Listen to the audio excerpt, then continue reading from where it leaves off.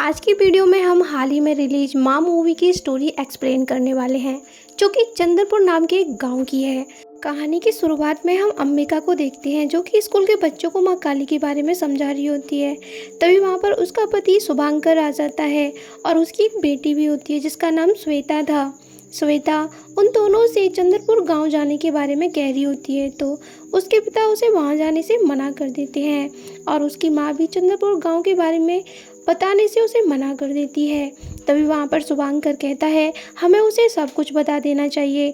शुभांकर के पास एक फ़ोन आता है और उसे पता चलता है उसके पिता की मृत्यु हो चुकी है, जिससे वो बहुत ज़्यादा दुखी हो जाता है और चंद्रपुर गांव के लिए निकल जाता है। वहाँ जाकर वो अपने पिता की चिता को मुखाग्नि देता है। इसके बाद वह अपने चाचा, जिनका नाम जयदेव, से कहता है कि वह इस हवेली को बेचना चाहता है और यहाँ से जाना चाहता है। तो वो हवेली बेचने से मना कर देते और कहते हैं तुम यहीं रहो और मुझे पता है तुम्हारे बेटा नहीं बेटी है। इसके बाद भी वह अपनी पत्नी को फ़ोन कर कर कहता है मैं आ रहा हूँ।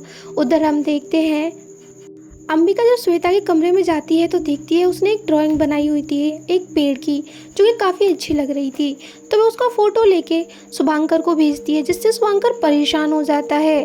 और तभी हम देखते हैं अचानक उसकी गाड़ी वहाँ पर बंद पड़ जाती है और फिर उसकी गाड़ी में कुछ पेड़ की टहनियाँ आती हैं और धीरे धीरे उसे जकड़ लेती हैं।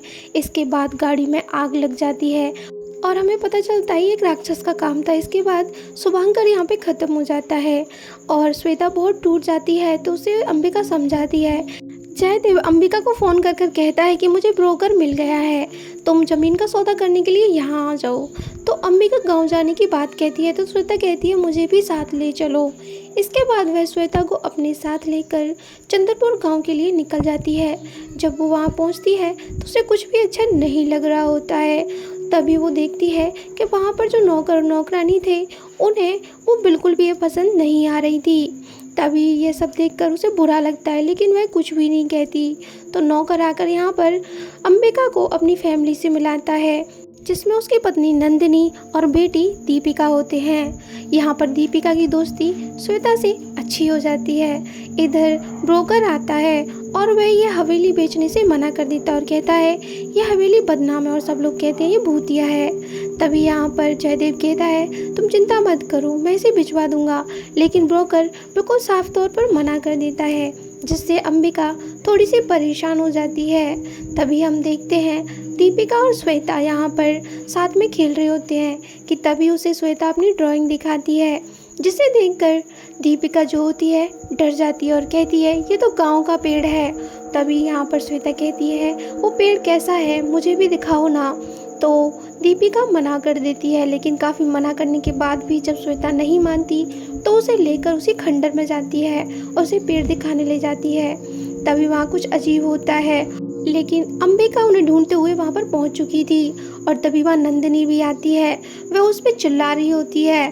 तभी यहाँ पर अंबिका कहती है अब तुम्हारी बेटी बड़ी हो गई है क्योंकि उसे पीरियड्स आ गए हैं। ये सुनकर नंदिनी काफ़ी ज़्यादा गुस्सा हो जाती है और उसे वहाँ से चिल्लाती हुई ले जाती है और दीपिका को एक कमरे में बंद कर देती है और उसके खिड़की दरवाजे भी बंद कर देती है। लेकिन रात में अचानक से दीपिका के कमरे में बहुत सारी पेड़ की जुटाएं आ जाती हैं और उसे पकड़कर अपने साथ ले जाती हैं। जब नंदिनी कमरे में जाती है तो वहाँ पर दीपिका नहीं होती, तो वह समझ जाती है कि वो राक्षस उसे ले गया और ज़ोर ज़ोर से रोने लगती है। ये अंबिका और श्वेता भी देख रहे होते हैं। तभी हम देखते हैं गांव में पुलिस आती है और वो पुलिस वाला सारी बातें पूछता है, तो गांव के लोग बताते हैं एक राक्षस है। इससे पहले भी काफ़ी सारी लड़कियां गायब हो चुकी हैं और कई दिनों के बाद वो लड़कियां वापस भी लौट आती हैं। तभी सभी लोग उसी खंडर में दीपिका को ढूंढने के लिए जाते हैं, साथ में अंबिका भी जाती है। वहाँ पर उसे बहुत सारी लड़कियाँ दिखाई दे रही थी, लेकिन जैसे ही वो उनके पास जाती वो गायब हो जाती। अब यहाँ पर अंबिका बहुत ज़्यादा डर चुकी थी, तो वो वापस लौट आती है और अपनी बेटी के पास आती है। तो यहाँ पर वह उससे सारी स्टोरी पूछती है और कहती है आप मुझे पूरी कहानी बताइए कि आखिर यहाँ पर चल क्या रहा है। तभी अंबिका बताती है कि बहुत पहले एक बार एक राक्षस था जिसका नाम रक्तबीज था। वह देवताओं पर अत्याचार कर रहा था। तभी सभी लोग माँ पार्वती के पास गए।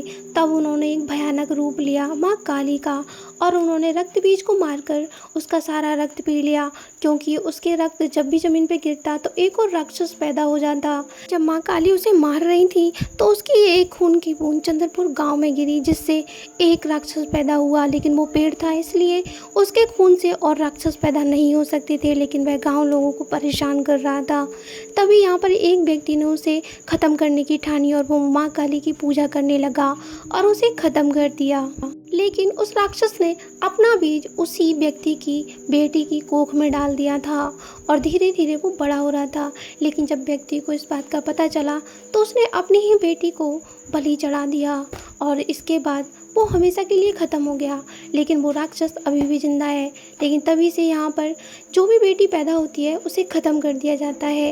इसीलिए तुम्हारे पिताजी तुम्हें यहाँ नहीं ला रहे थे, क्योंकि तुम भी इसी गांव की बेटी हो। और जिस व्यक्ति ने उस राक्षस को ख़त्म किया था वो तुम्हारे पिताजी के ही पूर्वज थे। जब तुम पैदा हुई तो तुम्हारे पिता ने अपने पिता को ये कहा कि उन्हें एक बेटा हुआ है, जबकि तुम लड़की हुई थी। मुझे भी ये बात अजीब लगी थी।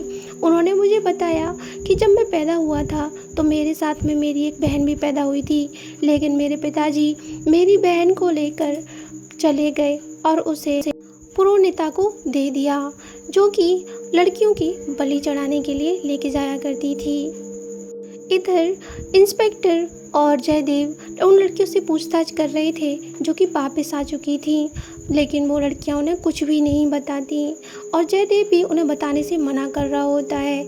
इधर अंबिका को अपने पति का खत मिलता है जिसमें लिखा था उसे कैसे ख़त्म करना है। तभी अंबिका को माँ काली का सपना आता है। यहाँ पे गांव में ये बात प्रचलित थी कि जिसके भी सपने में माँ काली आती हैं वही मंदिर के पट खोलता है। ये 40 सालों के बाद अंबिका को सपना दिखा था और इससे पहले ये सपना पुरोहिता को दिखा था, इसीलिए पुरोहिता को ही बलि देने के लिए चुना गया था। इसके बाद अंबिका उस मंदिर के पट खोलती है और सारे गांव वाले भी वहां पर आ चुके थे। वो भी 40 साल के बाद माँ काली के दर्शन करना चाहते थे और अंबिका माँ काली की पूजा करना आरंभ कर देती है। तभी अचानक से वहाँ पर दीपिका वापस लौट आई थी। उसके माता पिता उसे देखकर खुश थे, लेकिन अब उसका व्यवहार बिल्कुल बदल चुका था। जब डॉक्टर अंबिका और इंस्पेक्टर को बताती है कि अब ये लड़कियाँ कभी भी पीरियड से नहीं होंगी, इनके साथ कोई ज़बरदस्ती नहीं हुई, लेकिन फिर भी अब ये कभी भी पीरियड से नहीं होंगी। अंबिका को एक औरत दिखाई देती है। तभी वह अपनी बेटी श्वेता के रूम में जाती है। उसके पेट में दर्द हो रहा था। अंबिका समझ जाती है कि वह भी अब पीरियड से होने वाली है। जब रात में दीपिका अपनी माँ के पास सो रही थी, अचानक से वो जाग जाती है और अजीब तरीके से चलते हुए श्वेता के कमरे में जाती है और उसे अपने साथ खेलने के बहाने उसी खंडर में लेकर पहुंच जाती है। और बाकी लड़कियां भी पजेस होकर वहां पहुंच चुकी थी। उनके पीछे अंबिका भी भागते हुए जाती है।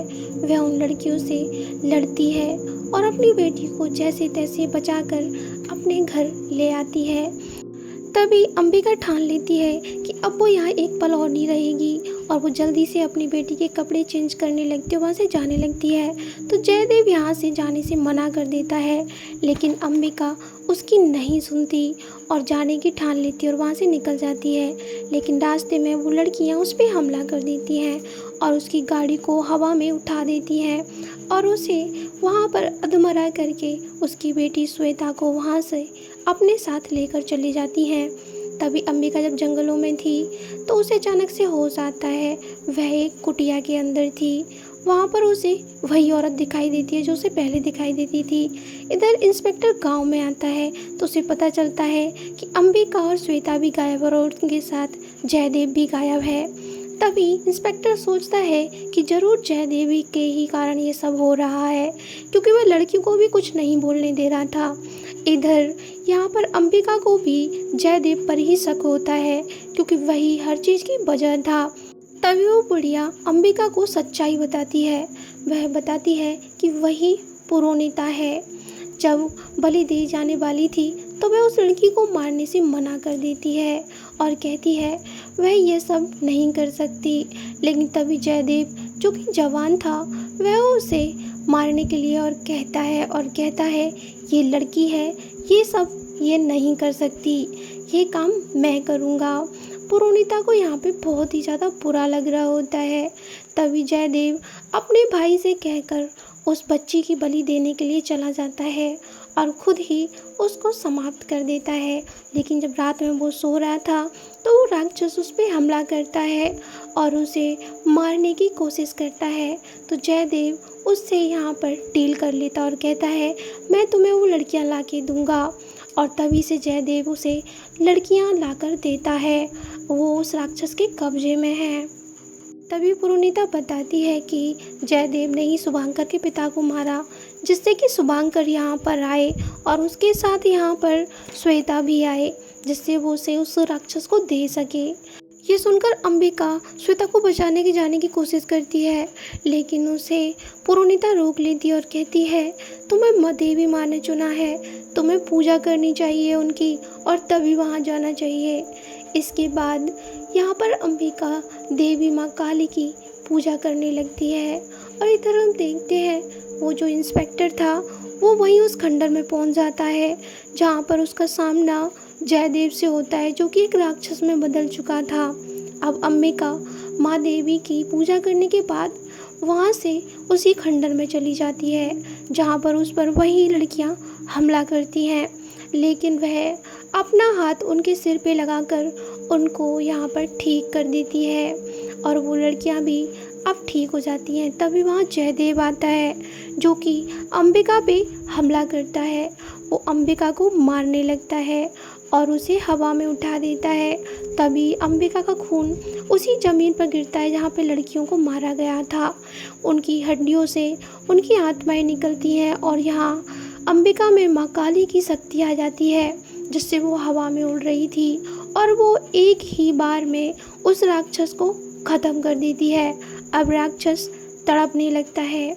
इसके बाद जो अंबिका होती है माँ काली की शक्तियों से ख़त्म कर देती है। इसके बाद हम देखते हैं श्वेता भी ठीक हो जाती है और श्वेता को लेकर अंबिका वहाँ आ जाती है, जिसे देखकर पुरोनिता भी काफ़ी खुश थी। लेकिन वह कहती है, तुम्हें इसे बलिदान करना होगा, क्योंकि अब उस राक्षस का बीज तुम्हारी बेटी के अंदर है, तुम्हें इसे मारना होगा।